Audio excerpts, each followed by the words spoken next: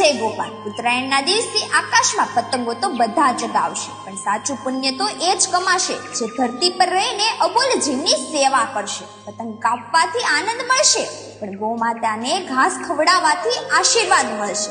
અમે આ નાનકડા લાકડાના શેડમાં ગૌ સેવાને જે બીજ રોપ્યા છે એને તમારા સાથની જરૂર છે।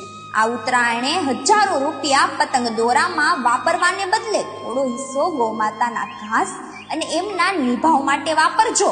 યાદ રાખજો, આપણો એક નાનો એવો દાનનો ટુકડો આ બોલ જીવની આખી શિયાળાની ઠંડી ઉડાડી શકે છે। મોજ મજા તો આખી જિંદગી ચાલશે જ, પણ આ ઉત્તરાયણે ગૌ માતાના નામે તો કરી જુઓ। હૃદયને જે શાંતિ મળશે એ કોઈ પતંગ ઉડાડવામાં નહીં મળે। ચાલો આ ઉત્તરાયણે સેવાનો પેચ લડાવીએ, ગૌ સેવા કરીએ, માનવતા દીપાવીએ। પતંગ તો બધા ઉડાડશે, તમે આશીર્વાદ કમાજો। આ ઉત્તરાયણ ગૌ માતાના નામે, એક મુઠ્ઠી ઘાસ, અનંત પુણ્ય। જય ગૌ માતા, જય